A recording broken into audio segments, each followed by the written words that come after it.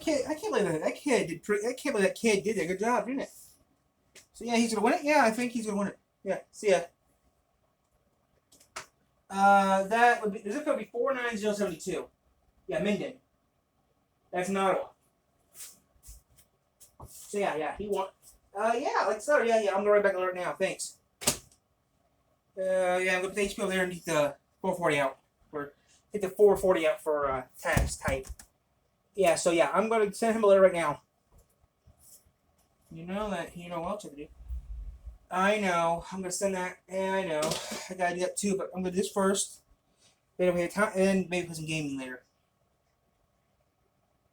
I'm not sure if I'm gonna go live for that. Or I might just use the. Yeah. Also, the cameras are coming in. Also, a new camera, the chip's coming in on this. Coming soon too. Yeah, that's when it's coming out. Another blue camera actually is coming, and new batteries. Shit, this be back to running. Oh, damn, this thing was a ton. Yeah, so I gotta get this up. Then I'll get the camera out, get the tripod out, and yeah, maybe I'll do some GTA. Yeah. Yeah, fuck there.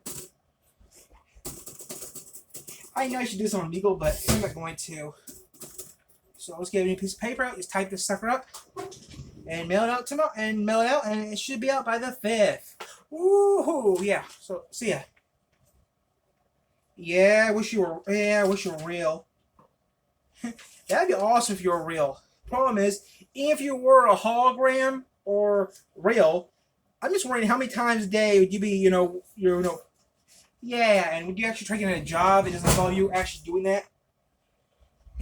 I think it come right out of you when it come out. If you're real, think of it though. You're real.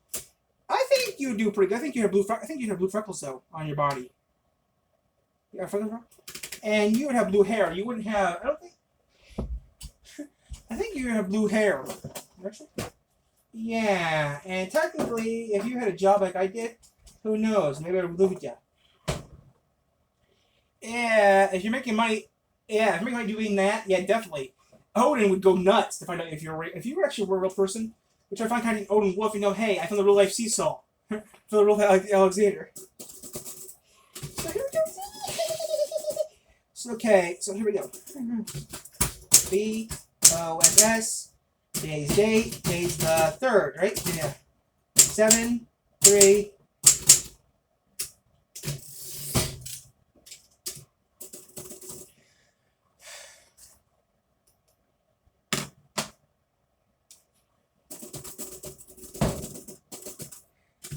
Okay, put that like that.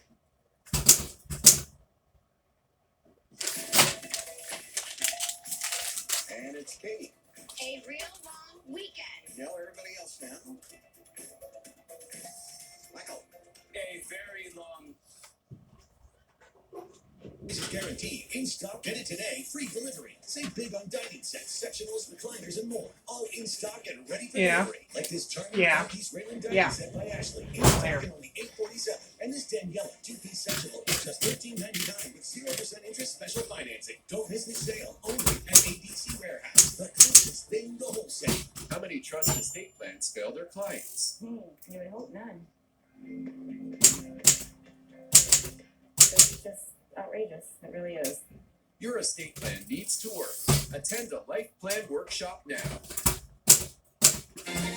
Nell in the 7 and Amber Alert continue statewide for a missing child out of the Lansing area.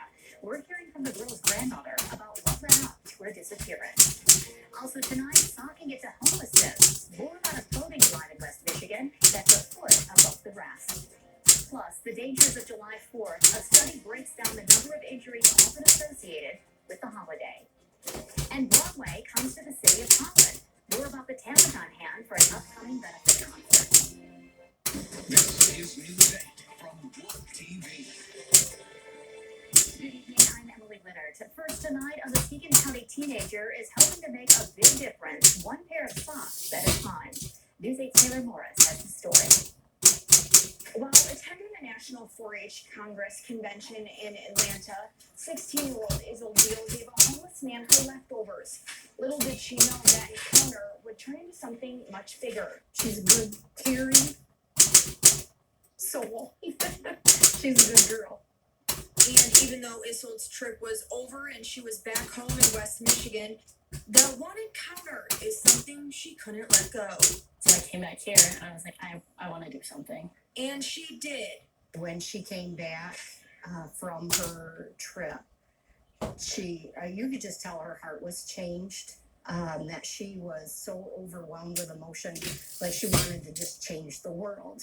Just through nightly conversations, it was like, what can you do, you?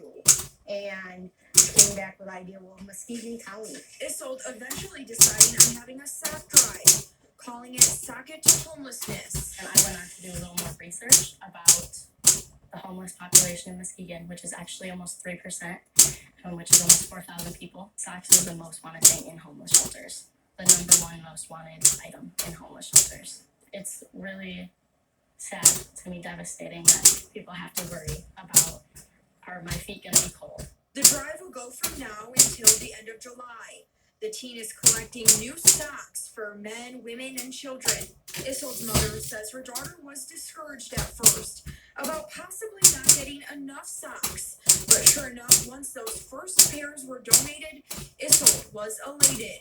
She was at work, and I got the picture that we show with her holding a pair of socks in big bold letters, and a text message that said, "First pair of donated socks." In Muskegon County, Taylor Morris, News 8. Information is on your screen now about where you can donate throughout Muskegon County. Men's, women's, and kids' socks are encouraged, and they must be brand new. Socks will also be collected on July 21st at the Ravenna Dog Days and the Muskegon County Fair. Let's get a look at some of our top stories tonight. Free meals for all students in Michigan Public Schools is going to be a reality this fall, thanks to $160 million in the state budget. Before, in many districts, only some students could get free or reduced meals depending on their family's income. Advocates say the free meals help get rid of any stigma attached for those receiving free and reduced lunch. Law enforcement and the U.S. Coast Guard are putting a big emphasis on water safety for July 4th. In addition to the Coast Guard, the Ottawa County Sheriff's Office Marine Unit has enhanced patrols surrounding the 4th, which means there's additional staffing along the lakeshore. The Sheriff's Office is also cracking down on boating under the influence as part of a nationwide initiative. It's called Operation Dry Water.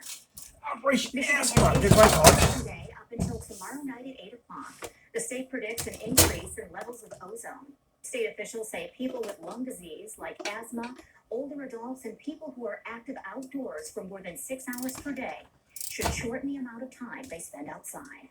I'm not working this week. Taking a live look outside on this Monday before the holiday. So aside from